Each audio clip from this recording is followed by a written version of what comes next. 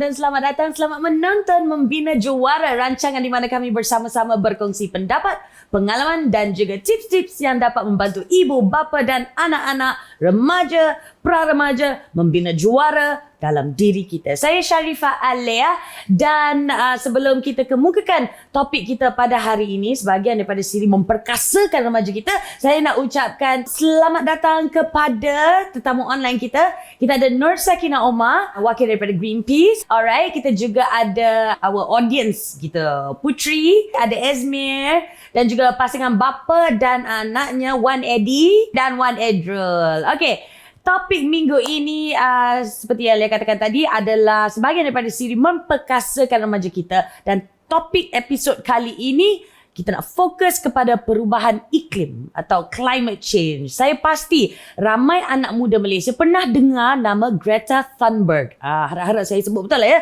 Greta Thunberg, remaja Sweden yang berjaya menarik perhatian manusia paling berkuasa di dunia kepada kesedaran perubahan iklim. Bulan September 2019, Greta telah menjadi inspirasi sebuah gerakan protes antarabangsa di mana sebanyak hampir 8 juta orang daripada 150 negara telah pun menyuarakan ketidakpuasan hati terhadap perubahan iklim. The largest climate strike in history, okay people.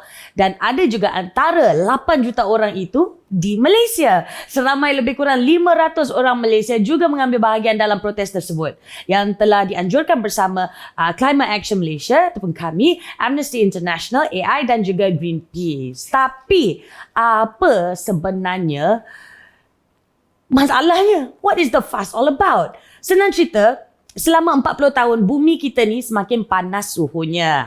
Ini untuk akak-akak abang-abang yang macam apa dia orang bising ni, Greenpeace ni apa? Kan? Apa hijau-hijau? Lagu Zainal Abidin? No. Ini adalah perubahan iklim. Bumi kita ni semakin panas. Setiap tahun panas bertambah sebanyak 0.18 degree Celsius. Sejak tahun 2015, planet bumi ini merekodkan 5 tahun paling panas dalam sejarah kerakam planet ini. Yang kita nak komplain setiap hari, ya Allah panas je teriknya. Itulah efeknya. Kalau keadaan diteruskan begini, 1 juta spesies tumbuh-tumbuhan dan haiwan akan pupus dalam masa hanya beberapa dekad. Kalau manusia tidak melakukan sesuatu untuk menurunkan suhu planet bumi ini, kesan pada planet, tumbuhan, haiwan dan manusia akan semakin buruk. Sebuah survei yang telah dijalankan UNDP, UNICEF dan Economics baru-baru ini mendapati 9 daripada 10 belia di Malaysia pernah mengalami kesan sampingan berpunca dari perubahan iklim dalam masa 3 tahun ini. Juga didapati 92% anak muda percaya bahawa perubahan iklim ini sesuatu krisis. It is a crisis. Okey, bagaimanapun keadaan realitinya adalah walaupun anak muda dan belia Malaysia sedar akan kesan-kesan perubahan iklim ini, majoriti belia dan remaja Malaysia masih tidak tahu nak buat apa. How do we help? Macam mana nak ambil tindakan membantu keadaan sebelum menjadi lebih teruk? Boleh je cakap, boleh je tweet, tapi macam mana nak buat something, you know? Do something. What can we do? Ayo, hari ini kita bincangkan cara-cara membantu dan membina juara yang menyayangi, yang mencintakan iklim bumi ini. Okey, bersama saya hari ini di studio Membina Juara untuk mengupas isu ini, panel khas Dr. Yasmin Rashid. Dr. Yasmin adalah Presiden dan Pengasas Econite, sebuah organisasi bukan kerajaan yang fokus pada memperkasakan semangat hidup secara lestari ataupun living sustainably. Juga memperkasakan anak muda berjuang demi climate action. So, hello Dr. Yasmin. Hi Aleya. Thank you for being with us today. Terima kasih banyak-banyak. Dalam 16 tahun wow, 16 tahun dah ikut Nights kan? Well done. So dalam 16 tahun ikut Nights ini wujud, ada perasan tak lebih ramai remaja yang makin lama makin nak tolong, nak bantu, nak buat sesuatu? Sebenarnya saya nak membuat observasi sejak I think maybe the last 10 years, penglibatan belia melalui internship ataupun program sukarelawan di Economics makin meningkat.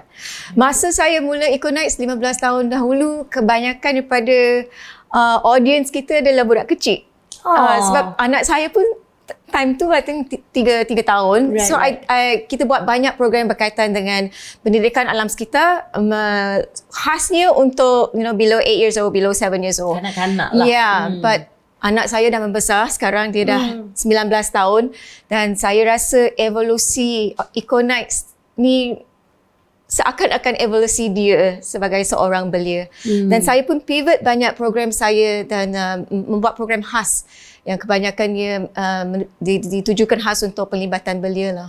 Sekarang lah, lagi lah, khususnya sekarang lagi. Even application untuk jadi intern dengan volunteer pun semakin naik, dan saya harap ini adalah perkara yang baik yang menunjukkan bahawa belia hari ini bukan sahaja berminat ataupun peka kepada isu alam sekitar, tapi berani ataupun suka mengambil bahagian. I nak titik beratkan the word berani.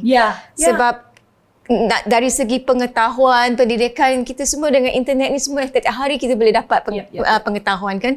But there's a big difference bila kita keluar daripada comfort zone kita dan ataupun you have your mission cakap apa yang kat luar, what I know, apa yang boleh pompong saya ni, apa di luar, apa yang saya boleh buat, how can I contribute juga. And I think that's the titik permulaan untuk belia, di mana dia boleh menggunakan pengetahuan ataupun awareness dia untuk something practical.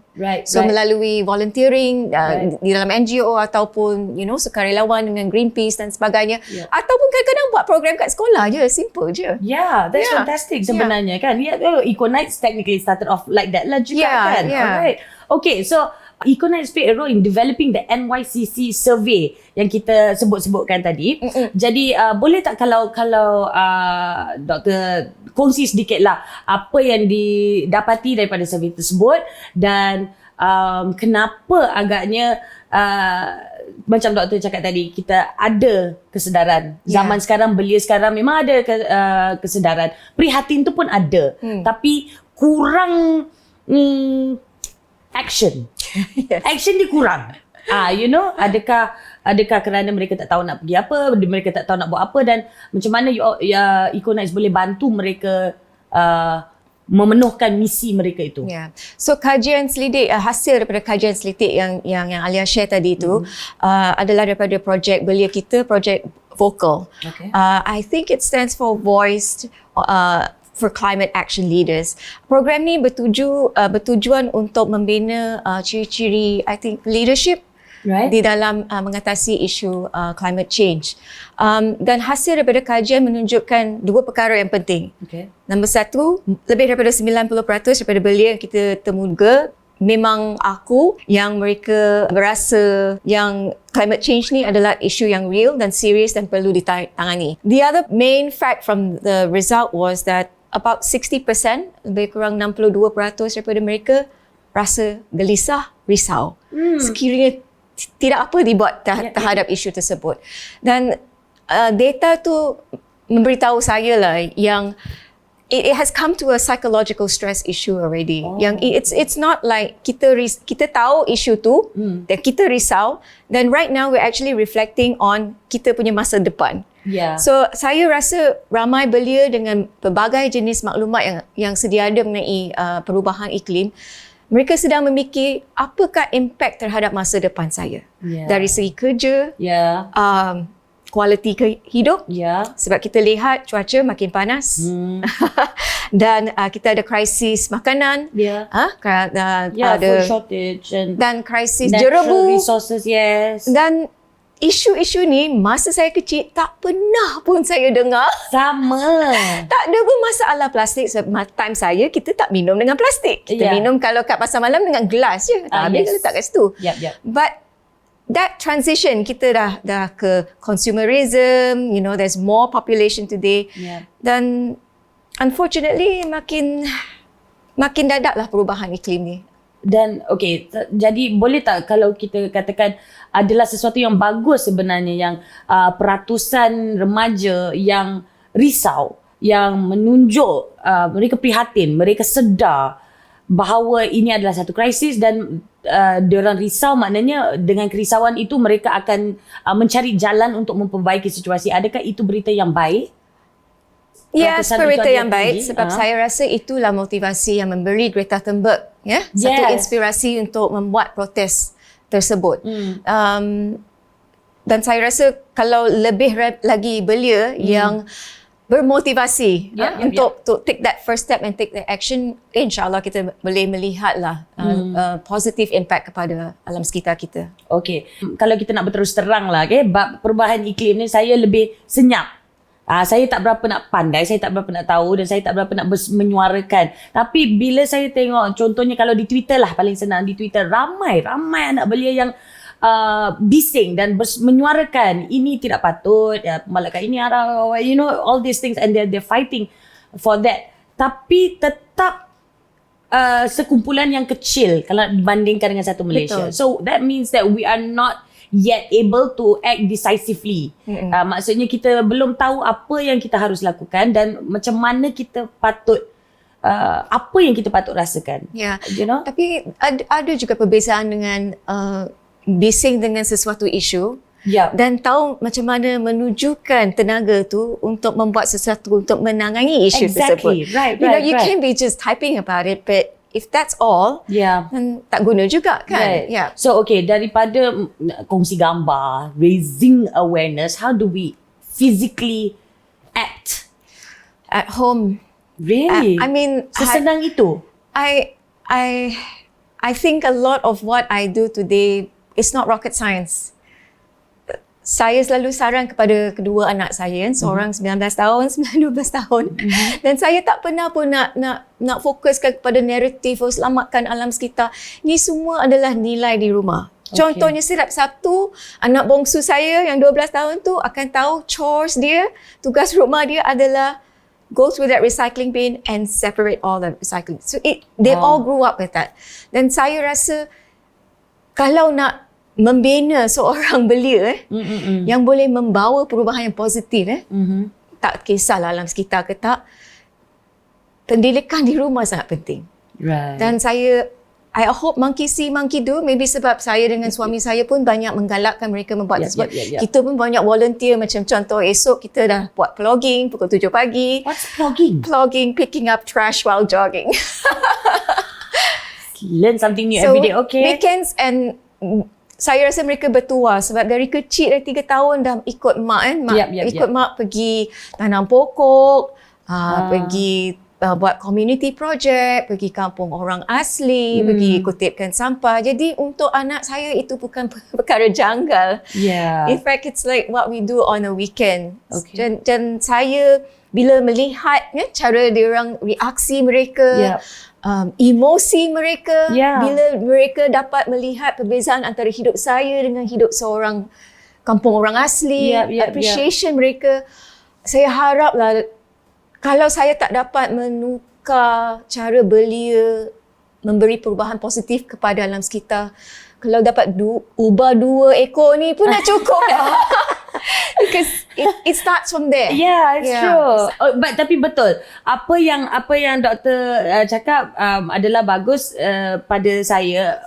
Tapi pada remaja yang sedang menonton, ini boleh diaplikasikan untuk anda juga, okay? Walaupun kita akan bercerita pasal cara kita nak tanamkan nilai ini dari rumah. Sebagai ibu bapa nak tanamkan nilai ini dalam anak-anak. Remaja di luar sana, saya faham ramai remaja, kita dah sedar, kita nampak, kita nak buat sesuatu. Tapi ibu bapa kita pula yang jenis macam, climate change, perubahan iklim, apa tu?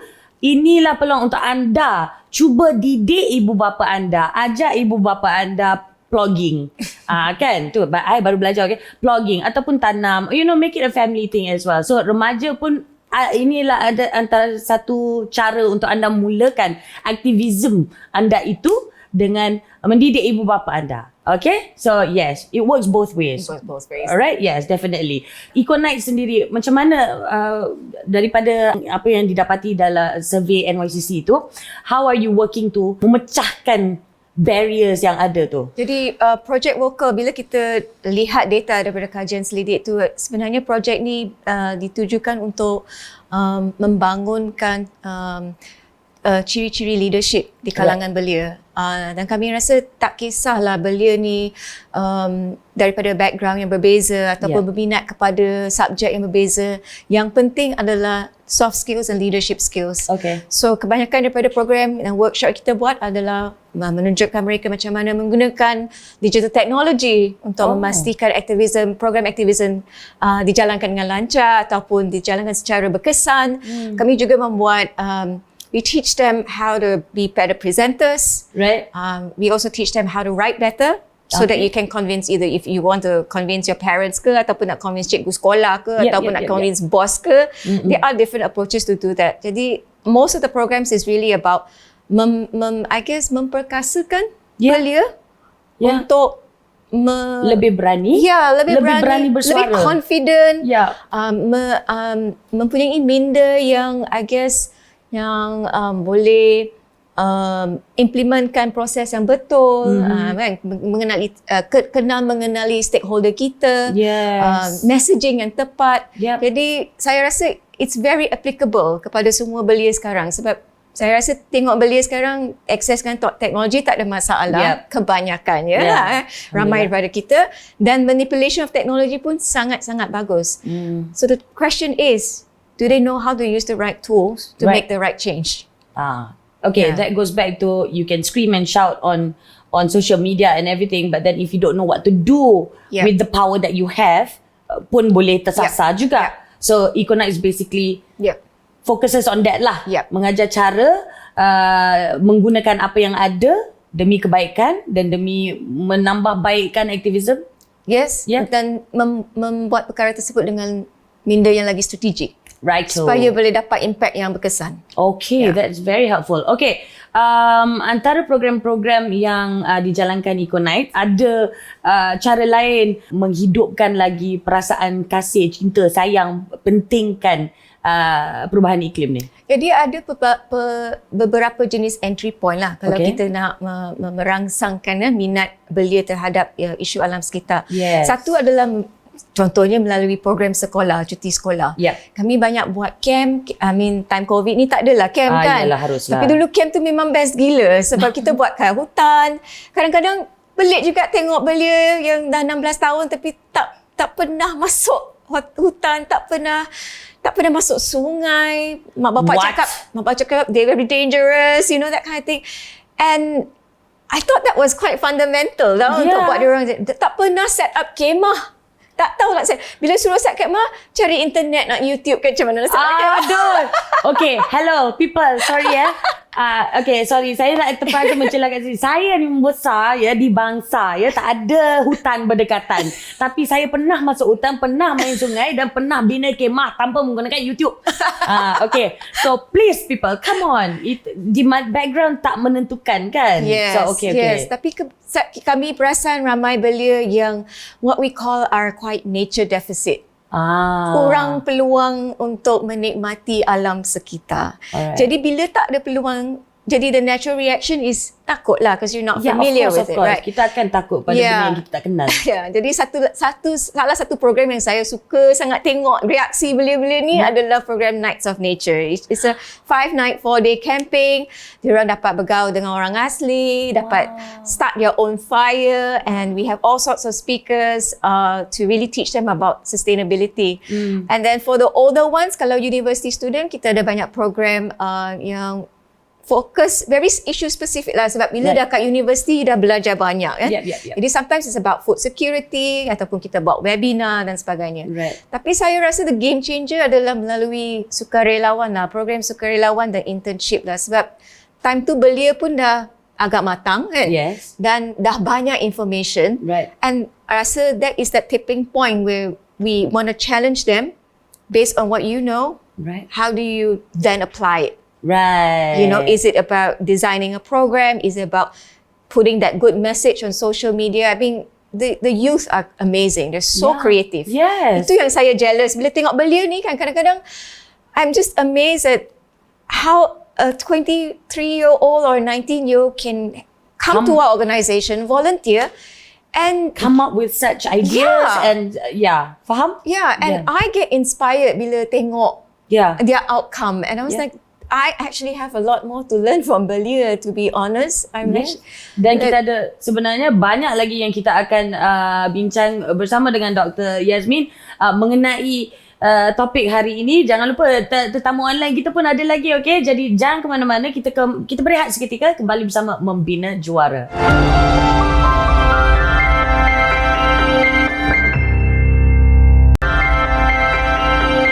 Selamat kembali menonton Membina Juara bersama saya. Kita juga ada Dr. Yasmin. Thank you for being with us. Dan di talian sekarang ni tetamu online kita, Nur Sakinah Omar, wakil daripada Greenpeace. Hai Sakinah. Hai.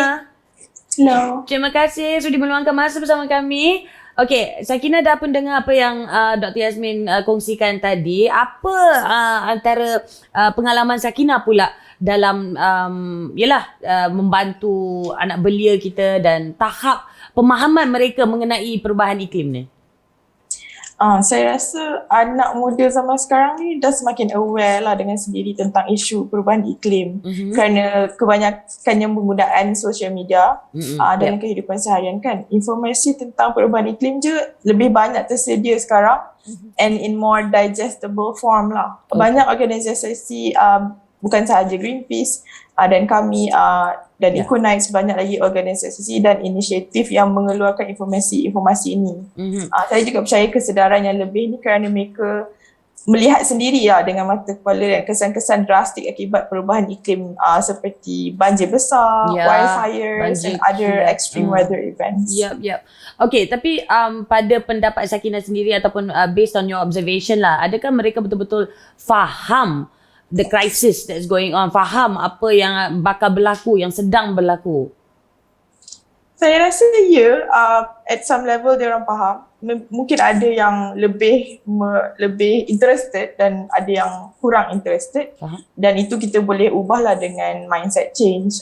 I think youth sendiri pun, orang anak-anak muda sendiri bercakap dengan kawan-kawan mereka. Jadi itu akan membantulah bagi dia orang lebih faham lagi keadaan.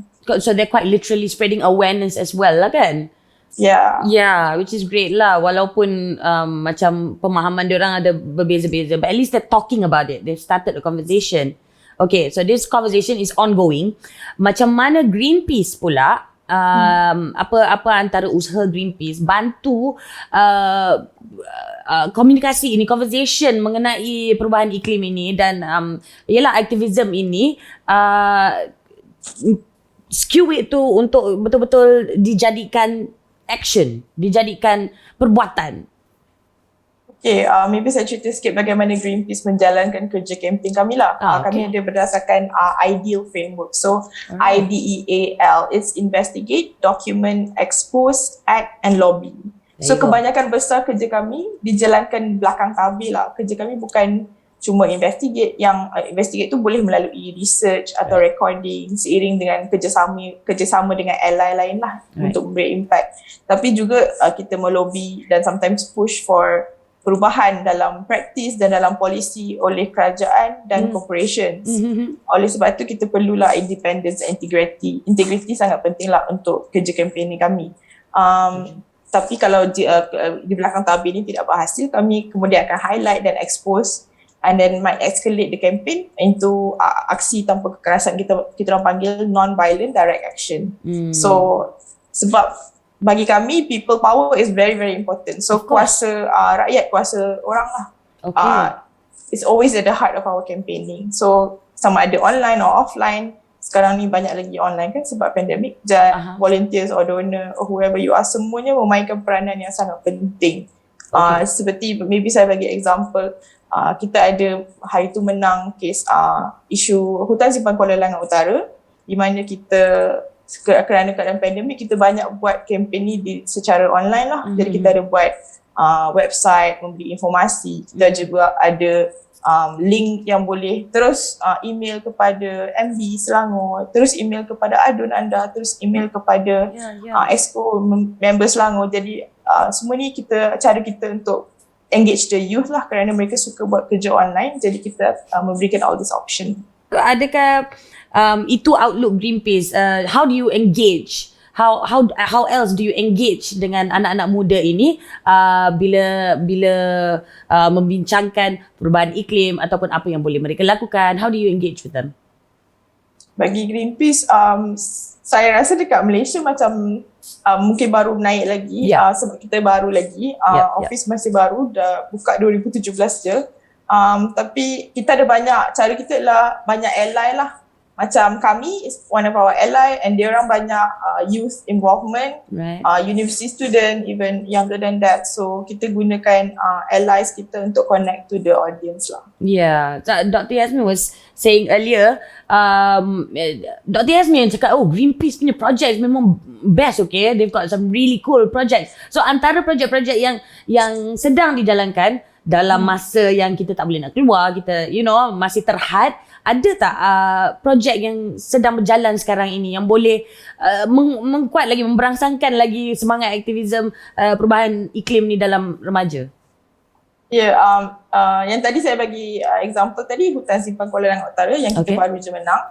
Dan kemudian kita the back of the scene lah, kita selalu ada buat investigation masih ongoing pasal transboundary haze. Kita orang akan ada like a guide on how plastic waste using during pandemic. Alright, faham. Itu Greenpeace punya project. But as an activist yourself, boleh katakan yes, okay, Sakinah. Macam mana anak-anak muda kita boleh actively, dengan secara aktifnya lebih kisahkan, lebih kasihkan alam sekitar ini? Apa yang harus mereka mulakan? What do they need to start doing for the benefit of our environment? Yeah, I think macam di share tadi, everything starts at home lah kan memang. That's the simplest form yang kita boleh start. Kita buat something at home, separate trash, recycle, live maybe less waste or zero waste lifestyle. I think apa lagi yang diorang boleh buat is do personal research. Sekarang ni kalau maybe tak suka baca banyak dokumentari, or you can, I don't know, I think kat TikTok pun banyak ada diorang buat educational punya contents.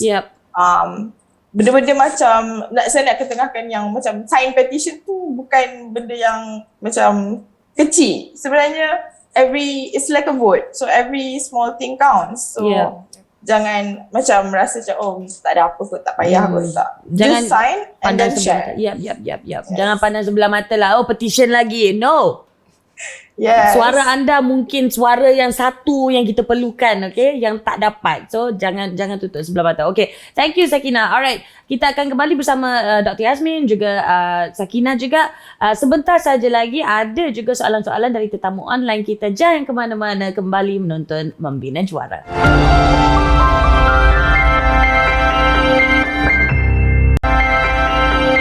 Selamat kembali menonton Membina Juara. Topik hari ini sangat menarik, okey. Kira macam kesedaran perubahan iklim. Dan lebih penting lagi, cara-cara kita nak memperkasakan remaja kita mengambil action, mengambil tindakan. Okey, kita terus ke tetamu online kita. Ada Putri. Hai Putri, silakan dengan soalan anda. Terima kasih.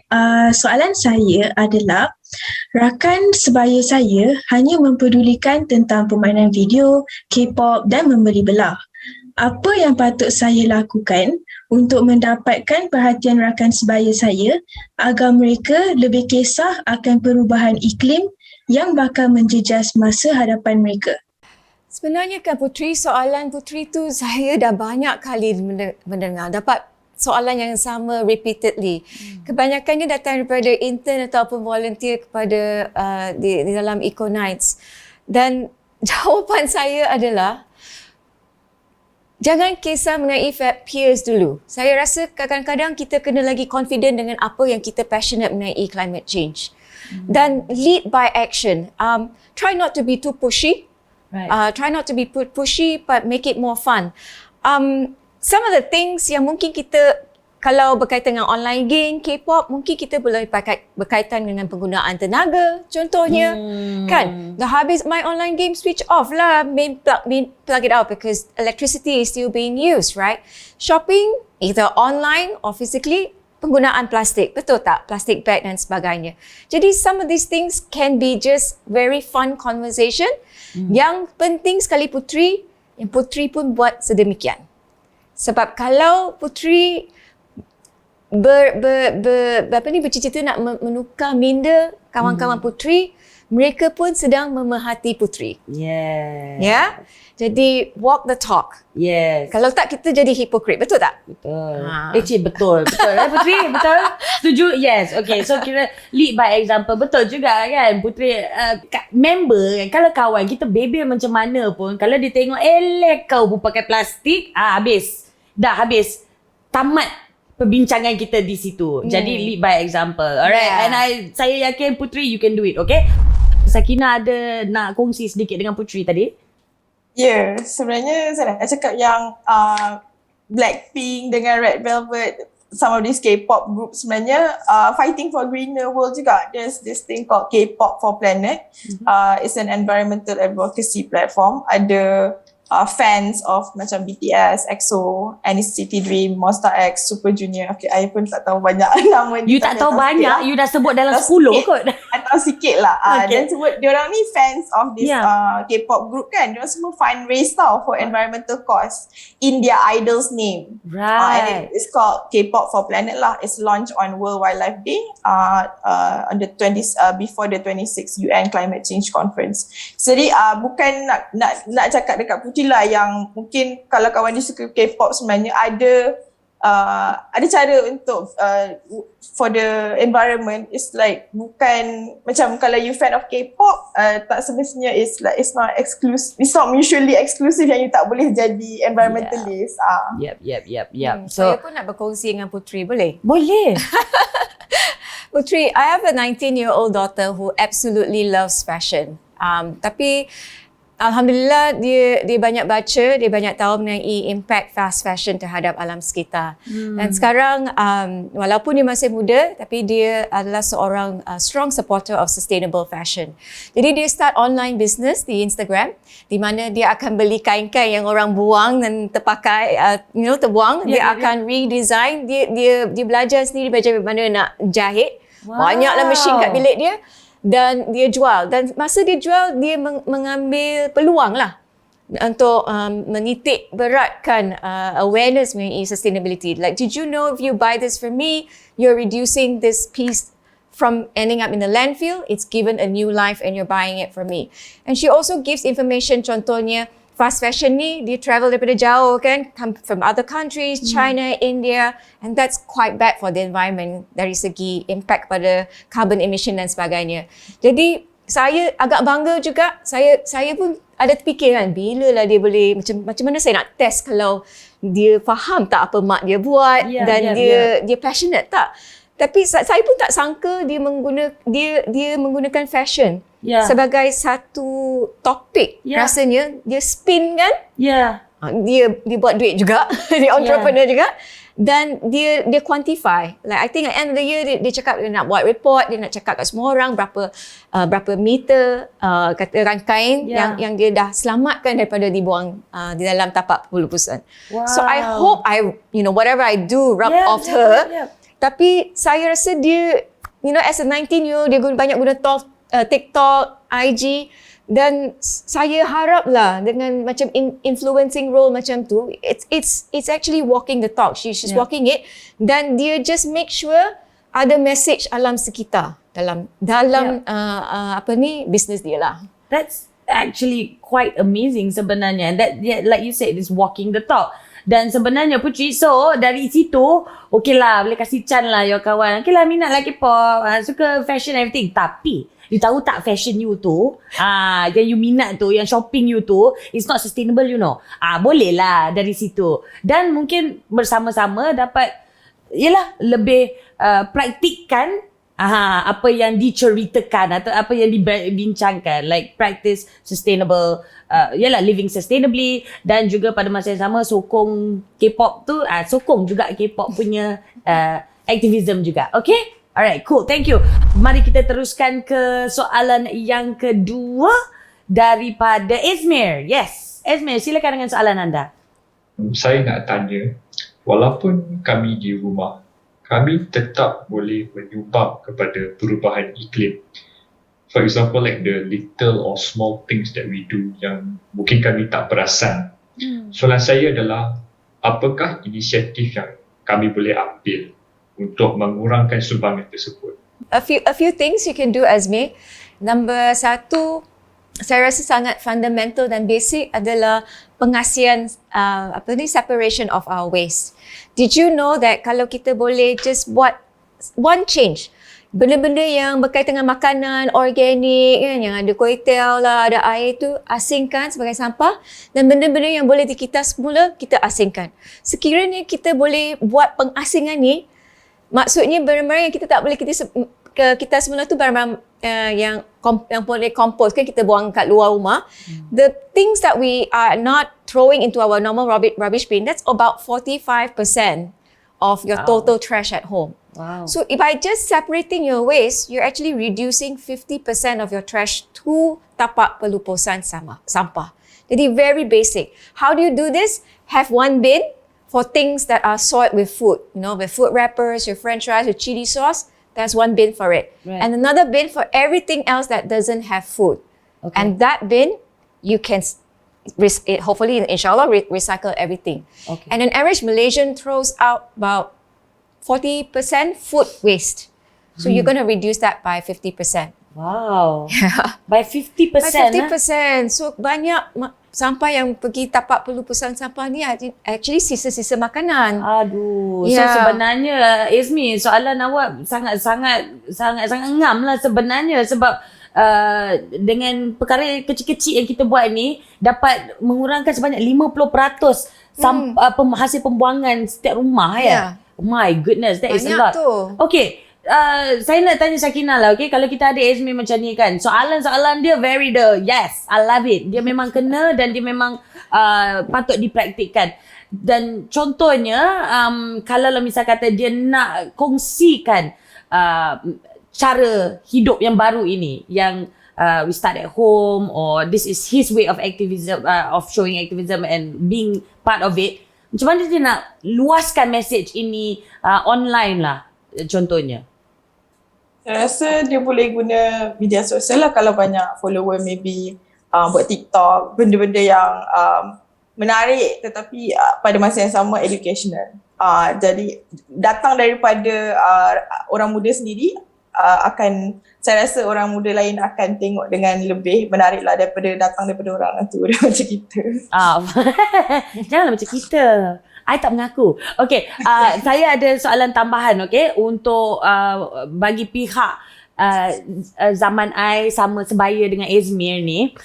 Kita kadang-kadang rakan sebaya tu tidaklah sampai masalah, tidaklah sebegitu bermasalah kalau dibandingkan dengan generasi sebelum kita. Ibu, bapa, sampai kering tekak nak cakap we have to recycle, this is what we're gonna do, this is what we're gonna do. Alah, sama je lah, campak je lah. How do we go about spreading the message to that generation yang masih lagi relevan ya? Mereka masih lagi menyumbang kepada segala waste, tapi tak nak dengar cakap. Macam mana tu? Bagi saya, bagi yang saya ingat, bila saya kecil dululah, saya rasa ibu bapa saya yang lebih banyak instilkan benda-benda macam ni, macam kumpul surat khabar lama dan hantar kepada recycler. Saya rasakan perubahan, kebanyakan daripada perubahan like attitude semua ni kerana hidup kita lebih more convenient lah dengan plastik. Yeah. It is true, tapi rasanya to be a little bit inconvenience for the greater good, I think that should be the main focus lah. Tapi macam apa yang saya buat dengan mak saya lah, saya sebenarnya saya just buat sendiri apa saya buat kan, lepas tu bila saya kat rumah, saya pun buat benda macam saya komposkan, time saya ada kat rumah lah, saya komposkan barang-barang masakan dia. Saya ada letak tong, time tu dia tak recycle sangat tu, saya letakkan tong recycle, yang ni plastik, yang ni surat khabar, yang ni. Jadi sikit-sikit dia mula buat jugalah. Okay, so approach kita dengan ibu bapa manja sikit lah, memujuk sikit lah kan. Okay, fine, we'll do it for you. Tapi tolonglah bekerjasama Okay, ini tips untuk remaja di luar sana yang memang dah ada kesedaran mengenai isu perubahan iklim ini dan perlu bawa sekali ibu bapa, which is a good thing sebenarnya dan sangat-sangat diperlukan. This is a two-way conversation here, okay? Alright, kita akan berehat seketika, kembali bersama Membina Juara.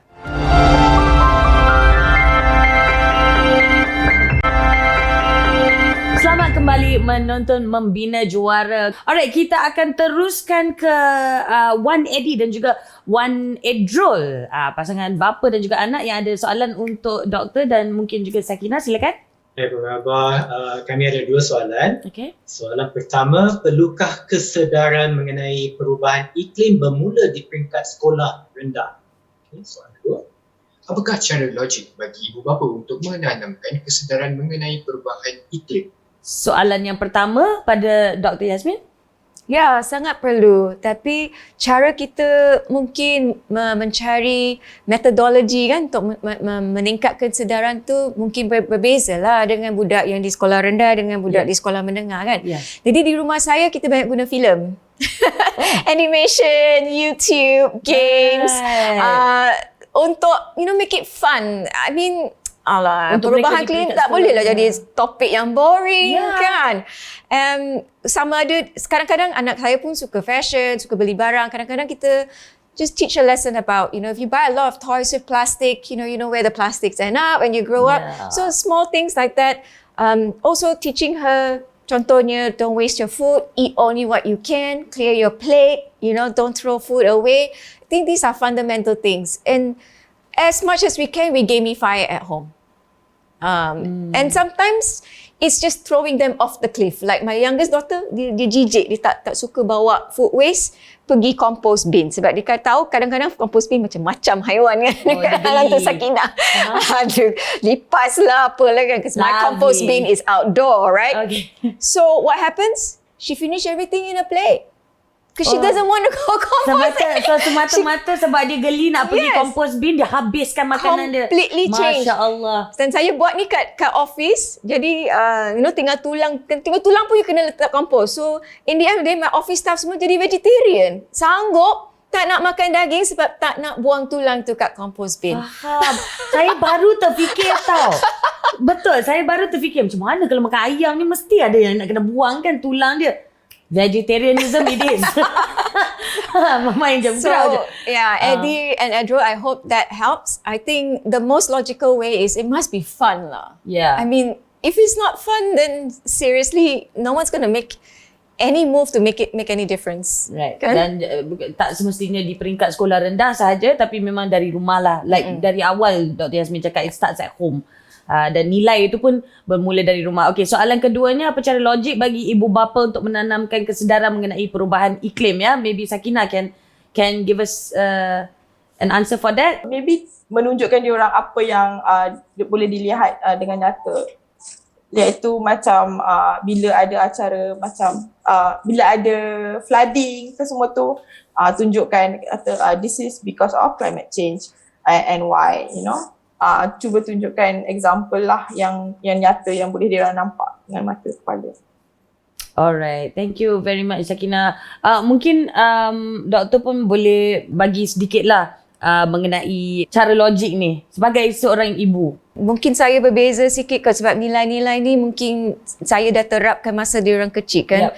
Jadi macam jangan membazir tenaga elektrik, pastikan keluar dari bilik tu aircon janganlah biar on kalau tak ada orang kan. Kadang-kadang don't overcharge your phone or unplug when you're done. Tapi saya rasa bila saya dapat menerapkan kesedaran ni kepada anak-anak kecil saya, mak mertua pula yang macam terikut-ikut. Bila dia tengok cucu-cucu dia buat, dia macam, kenapa buat ni? Mak suruh buat apa kan? Recycle. So, lama-lama tengok my mother-in-law pula macam very supportive. Dan bila saya tengok balik tabiat anak-anak saya kan, bila adults is encouraging, it actually motivates them to do more. You know, I pernah dengar cara dia cakap dengan Wan dia, Wan, kita recycle kat rumah sebab cini macam best gila, boleh see that intergeneral conversation happening kan. That's the thing. It keeps the conversation going. Dari remaja tu yang sepanjang-panjang episod ni saya tetap ingatkan, remaja yang memang dah ada kesedaran, confirm tak semua dalam keluarganya sama tahap kesedarannya. So this is not an episode, this is not a topic just for ibu bapa yang ingin mengajar remaja, tapi juga pada remaja yang ingin mengajar adik-adik, yang ingin mengajar ibu bapa, dan wannya kan, atuk neneknya pun sebab ini adalah perubahan iklim. Kita semua kongsi satu bumi ini. Kita semua bertanggungjawab, tak kira usia. Okay? So mari kita teruskan penyebaran kesedaran itu ya kawan-kawan, tak kira usia juga. Alright lah. Sekarang ini kita nampak gaya macam makin lama makin dah kehabisan masa.